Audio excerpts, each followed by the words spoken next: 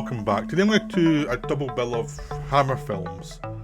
One from the mid-60s and one from the early 70s. So it's Evil of Frankenstein and Vampire Circus. Now I'm going to go with Vampire Circus first, because it's a bit of a more interesting film of the two. And it comes at a more interesting time. Evil of Frankenstein is kind of the, what I call the kind of conventional Hammer. And Vampire Circus is like, when things were a bit tougher for them, they would start to try things. Some of them would not work, but some of them, like this and Captain Kronos, really would work, or Demons of the Mind would really work. And so it's a look at two different types of Hammer style. One when they were confident and were still doing well, and they made someone very safe, and one when they had to really try and, who were facing the fact that things like Night of the Living Dead had come out in America, and Rosemary's Baby, and there was a horror boom in America. And so suddenly they didn't have the market to themselves anymore, which they did kind of have a little bit in the 50s and 60s. They had their own little niche. You'd rip-offs of Hammer with Amicus, but they were in charge of their genre. And by 70, 71, they weren't in charge of the genre anymore, so they had to try and do something interesting. Vampire Circus is one of those ideas that should have been terrible, but it was done with care, so it actually worked. And it's actually one of my favourite of the later Hammer films. It's one of the ones I can happily rewatch and enjoy. Because it is weird and it is strange, and it's, I think it's one of the earliest Hammer films I saw as well, which so I've got a nostalgia for this one. But it's also just because it's so crazy that it really works. So it's directed by Robert Young, who would go on to direct Fierce Creatures with John Cleese and do comedies. But he started out with Hammer with this one, and it's excellent. So you get an early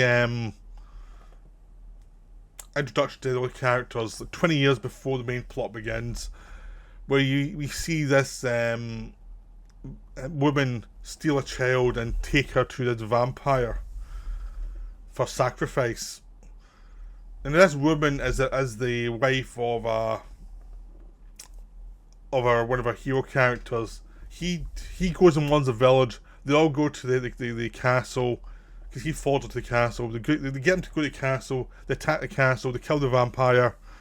The wife escapes, and they think the curse is over. But the vampire says, "No, I cursed you and all your family and all the remnants and stuff." Typical, "I'm going to die. I'm going to curse you all" type of thing behavior for this vampire. And then we go 20 years later, and there's a plague going on in the village, and no one knows what to do. The village has been cut off from the rest of the world, and there's people around who will shoot them to try and leave. And within this village comes a circus. And obviously, it's called Vampire Circus. The film's called Vampire Circus. There's something to do with vampires in this film. But there's also lots of like magical characters as well that are not vampires, who are different things. That's what makes it really interesting. The fact is, they're called Vampire Circus, but they're not all vampires. There's other things, and there's these weird circus acts, and some of them are, like in the thumbnail, there's crazy dances and things like that, and there's acrobats and things like that. And these people are entranced by the circus, and the circus keeps on doing new acts every night, and sticking around because they can't leave because of the barrier thing. But people are starting to disappear, and you find that they're killing off people, or they're suggesting and inventing killing off people who are the sons and daughters of the original killers of the vampire. And it's like, okay, when are they going to figure this out? Because they're slowly killing off the people who did the murders as well, the murder of the vampire as well. So it's like, when are they going to figure it out? And what are they going to do about it when they figure it out? It's a very simple plot, but the atmosphere is really what keeps it going, is the fact that it takes delight in having some weird stuff going on with the circus, and some weird Hall of Mirror things, and it just likes to tweak things a little bit to mess with you and have some fun with you. And you've got a lot of characters, and a lot of them are very unsympathetic, but some of them are very logical. And you have as with Hammer, your lead hero is a bit of a plank, but everyone else around him is character actors galore, and they were all having fun. Adrienne Corey is the leader of the circus, and she's enjoying having it up. There's lots. David Prowse is the strong man. You've got a midget guy who's into all sorts of magic tricks. There's lots of fun stuff going on, and they're all having a fun time. Like at one point, the little guy tells the people he wants to wait out the village. So he tells this family they're way out the village, and he's just sitting out to get killed. And he's enjoying every minute of it. There's one girl who's a member of the family that of the people who originally killed the vampire, who's out of the area, but she ends up coming back for mysterious reasons. I think she actually comes back to see her father because she knows he's in trouble. He's typical Hammer heroine being an idiot, but she's well performed and it's an enjoyable part. And the whole film has that kind of logical thing that normally that would be really annoying in the film, but in this one it feels it's almost supernatural, as if she's been drawn back. And there's a kind of irrationality within the film that really works.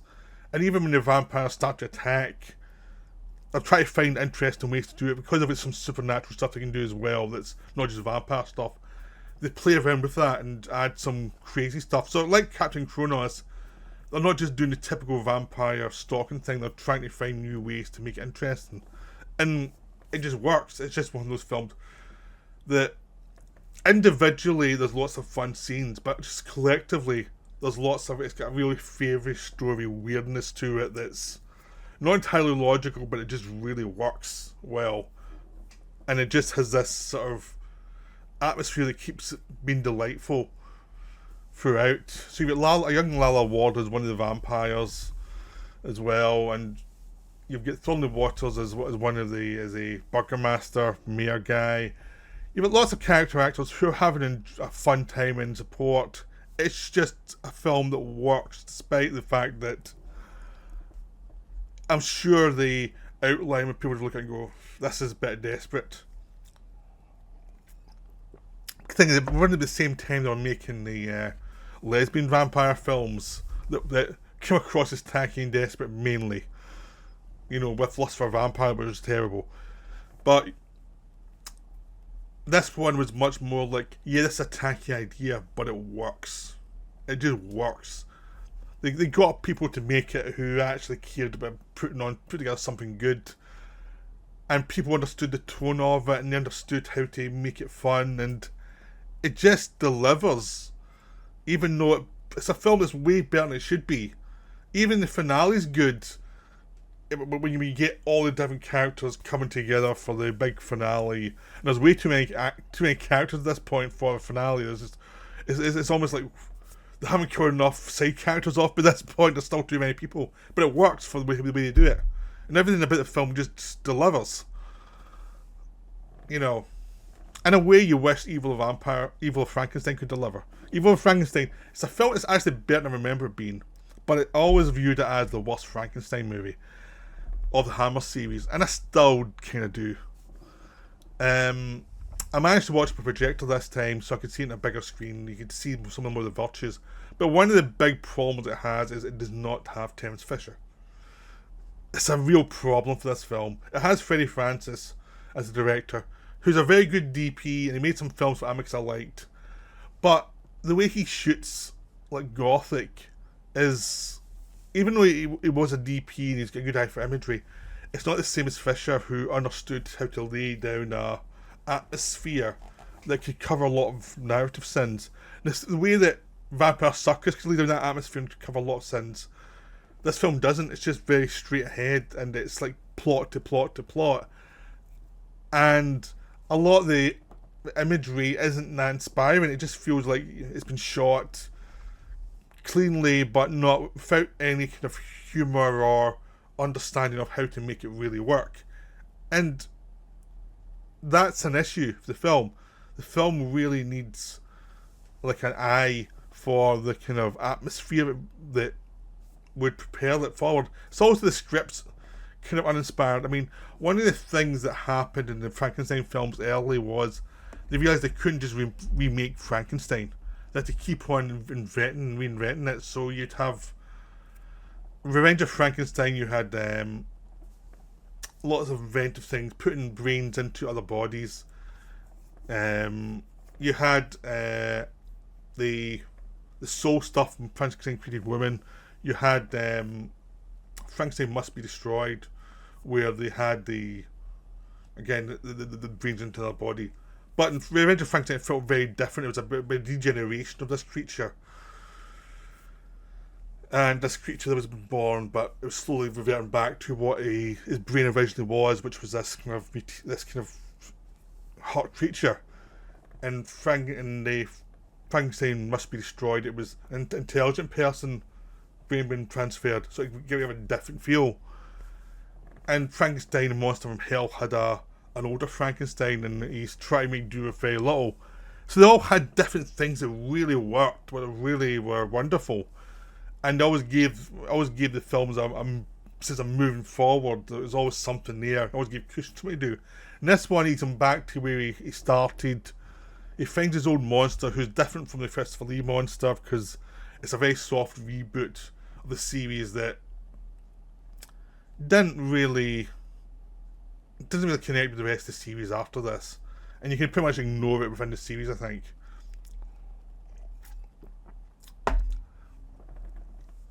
But it is an attempt to do something supposedly different, but it's actually the most kind of normal and silly one, because basically it's about they get the monster back, they find the monster in the ice, which is very much like the old Universal movies, but the ice here is made up of obvious, like, plastic covers.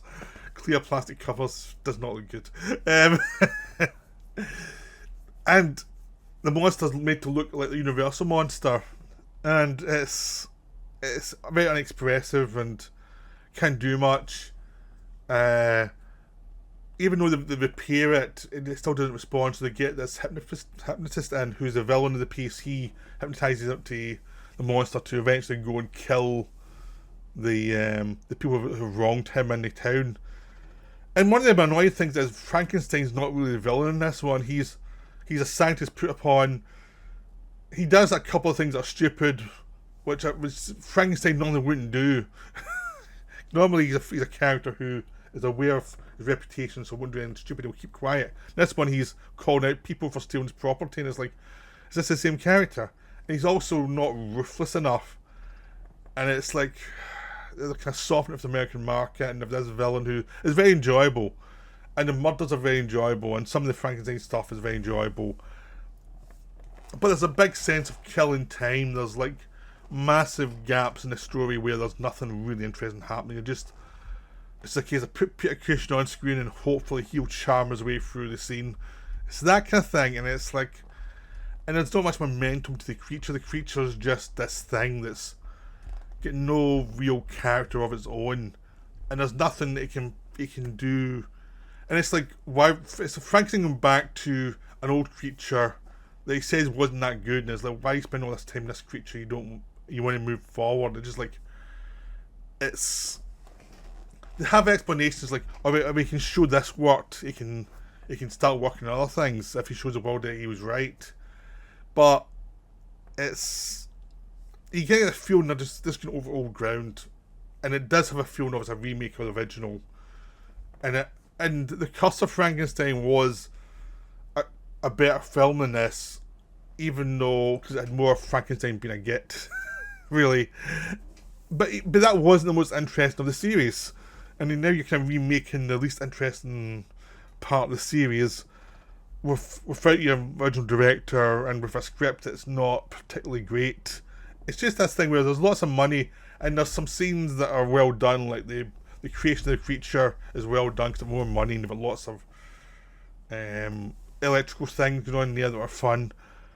But there's just a sense of they're just kind of marking time. It's because it's a co-production Universal, and you have a sense of Universal wanted certain things done, and Hammer kind of had to kind of compromise, and it didn't do very well. And I think the word of mouth probably got out the fact that it wasn't that great a film, because when they went back to doing the films after that in a slightly lower budget, the films were far more inventive and were more engaging and just were better films. This is like the kind of lazy sequel in a series where it's like, it doesn't do anything technically wrong, but it's just not very interesting. And you can buy a lot of goodwill. I mean, it is well made, but it's definitely way down the line of Hammer films. It's definitely one of the bottom end of the Hammer films. It's better than some of the ones that were just crazy and didn't come together at all, you know. But there's some of those even though they're crazy, you'd rather watch them. I'd much rather watch Legend of Seven Golden Vampires than this any day of the week. This one's just kind of blah. It's a blah film. It's well done, but it's blah. But Vampire Circus has got lots of life. Vampire Circus is engaging and exciting, and how imaginative it is, and how it's trying to push forward. And this Evil of Frankenstein is just like the opposite. And I actually like Frankenstein series more than I like the Dracula series. Ultimately, I didn't when I was younger, but as I get older, I do, because most of them had some fun ideas in them, and character bits, and Peter Cushing being completely evil most of the time, and being like irresponsible and not having any bedside manner to his creature. And there's lots of fun stuff in there, and there's lots of great support performances, and lots of things of Frankenstein getting in and out of problems. And this one, it just feels like it's just like a kind of plodding version of that, and it's just like it's not up to snuff compared to the rest of the series. Because I mean, Revenge of Frankenstein is so good. It's actually a sequel that's better than the original, and it had lots of things going on in it, and lots of plots, moments, and there's lots of stuff about hypocrisy and things like that going on in it. And this one does nothing. It's just like cartoonish characters just like being there. So yeah, I mean, this one is Evil Frankenstein. It's fine, but if you had a choice between them, watch Vampire Circus. Vampire Circus is so much better. So hope you enjoyed this video. That's me for now. Right, bye.